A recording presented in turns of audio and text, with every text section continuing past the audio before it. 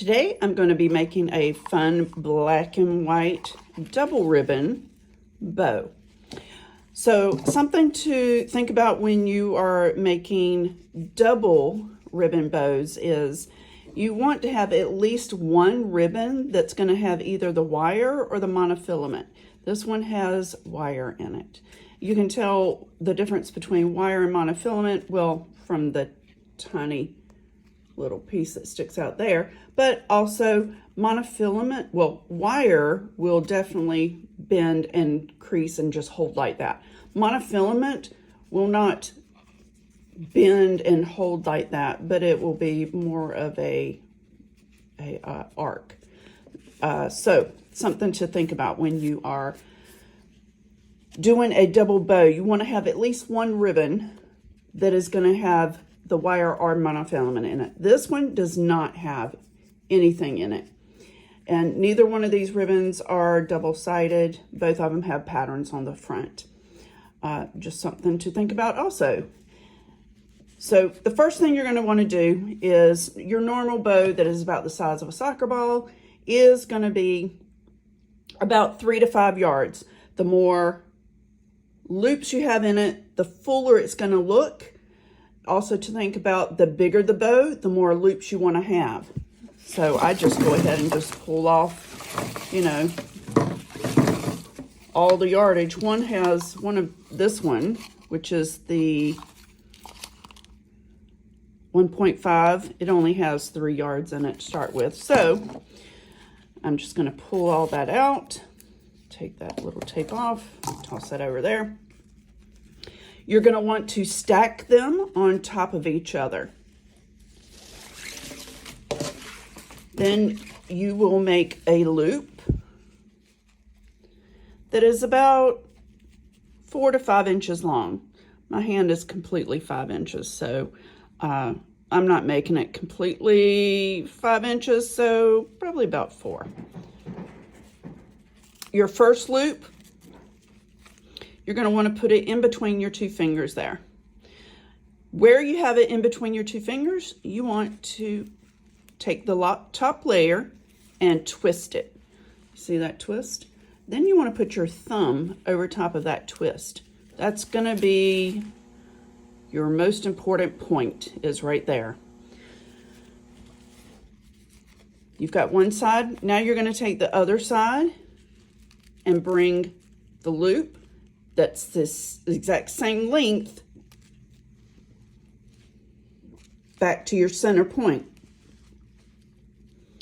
And once you get it there, it's good to just put your thumb on top, straighten things out if you need to, and then make a twist. Once you make that twist, put your thumb on top of that twist. And at this point, that is how you make your bow. You're just going to keep going back and forth, making sure your lengths are about the same length. Putting your thumb on that center point and then making a twist. If things start to shift, just push them back to where they need to be. Go to your other side. Make your loop. Make your twist.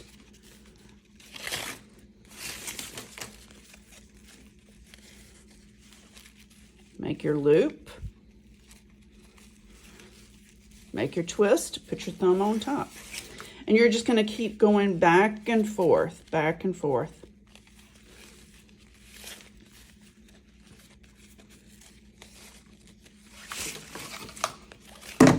Sometimes you got to straighten out your ribbon because it gets a little discombobulated or twisted.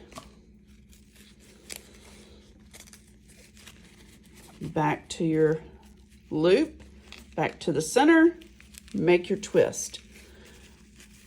Your hardest part is going to be holding that twist in the center and keeping them all lined up. But I can tell you, it just takes practice. You're going to let this thing slip a million times and you just have to start over again because it just takes practice getting your bow So it's just back and forth. And being able to hold it the way you need to hold it. So you don't have any unwanted slip-ups where it falls apart. Okay, now I'm at the end. I've got this additional yardage, but I always like to have a little tail on it. So what I'm going to do is I'm going to take this, I'm going to loop it back around to the back side, and see back underneath here, I'm just going to hold it in the center. I've got this yardage that's going to be the tail.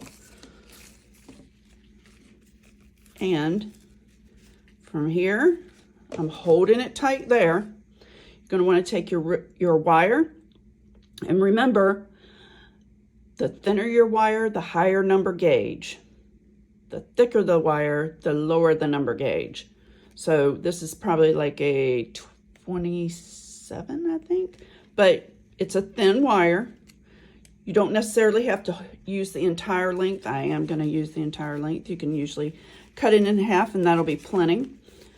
But I am taking that wire, I put it over top of that where I've been holding my thumb the whole time, over top of all those twists, and I fish it through to the back. And from here, I will usually just take my bow and just bend it over double like that, and just take it as tight as I can on the wire.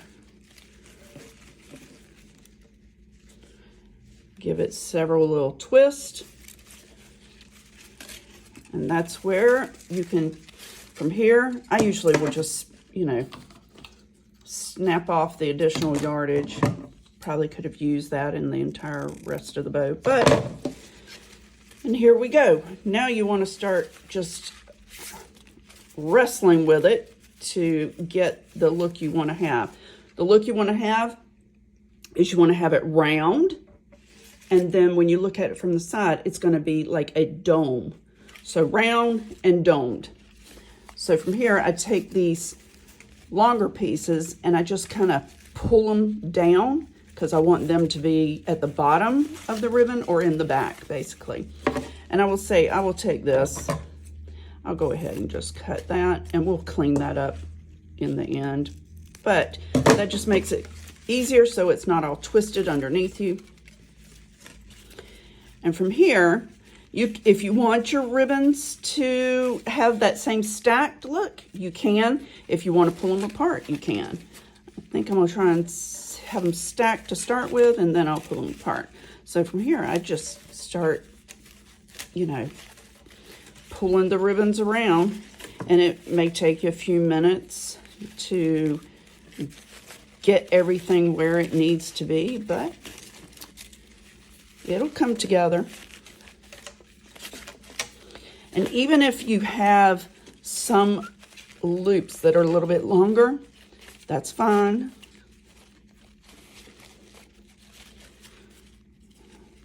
All right, now I want to just kind of give them a little puff so they are looking more. Okay, so here I've got my circle. Well, close. There we go. My circle. If you look at it to the side, it looks like a dome. This is it with all the ribbons, like stacked. Now, if you want to pull them apart, all you got to do is just go in. And I can tell you, because this ribbon does not have monofilament or wire, it's not going to hold its shape the same way the one with the wire is. So, something to consider. It's going to kind of flop like that. But there are no mistakes, only creative accidents, which are always fantastic.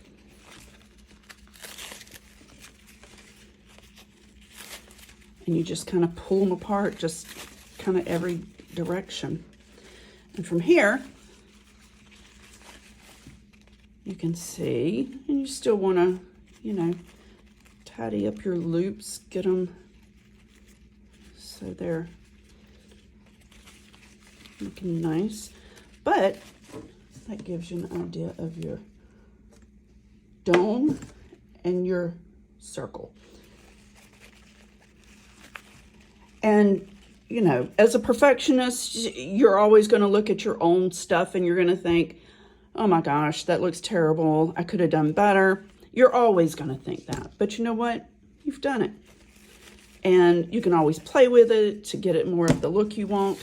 But here you go. And now you have your tails. And something to do with your tails. Sorry, I had to go grab my lighter. You are, to make it quick, you can just stack them on top of each other.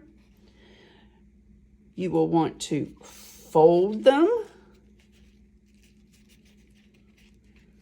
It doesn't have to be exact, but you want to have, you know, everything lined up pretty much. The closer you are to having it exact, the better it'll look. But from here, you are going to go in and cut it upward towards, from the crease towards the opening.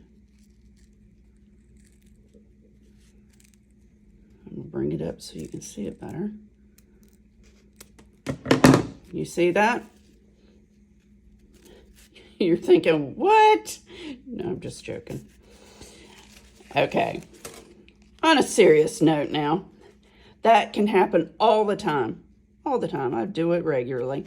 But seriously, when you are cutting it, you want to cut on, you can cut from this, from the fold or from the opening, whichever is going to be more workable for you.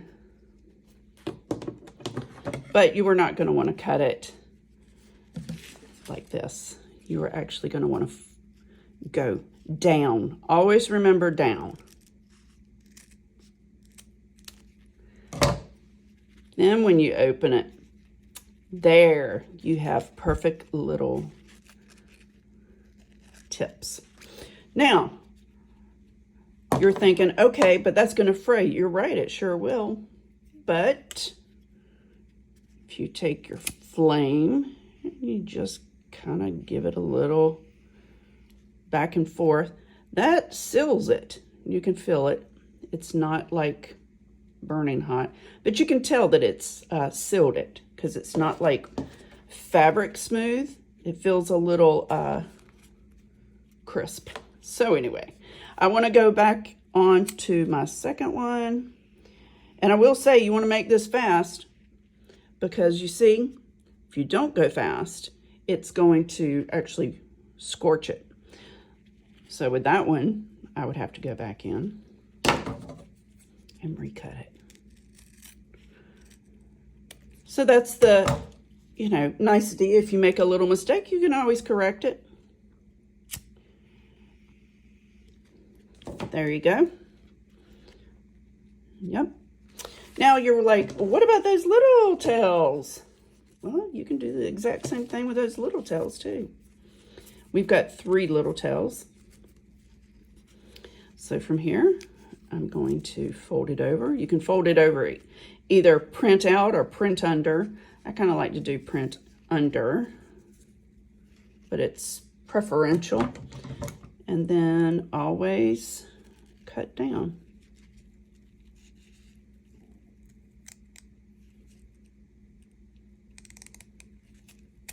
Did you see that?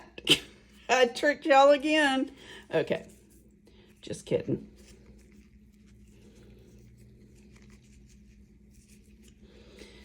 You want to make sure that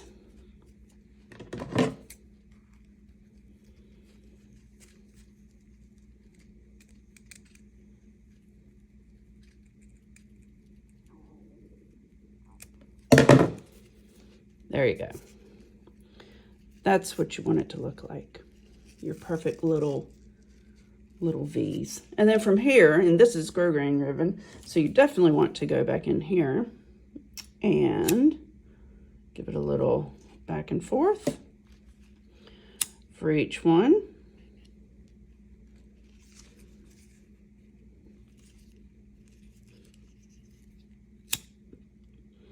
And there you go. And that could do a little better. All right.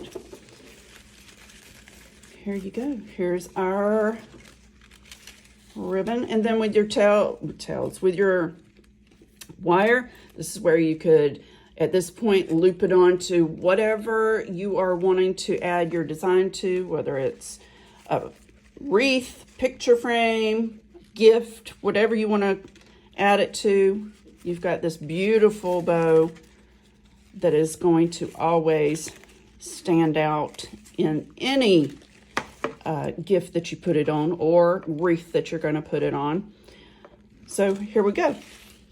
I'll do a full photo of it in the side pictures and come back and tie bows with me.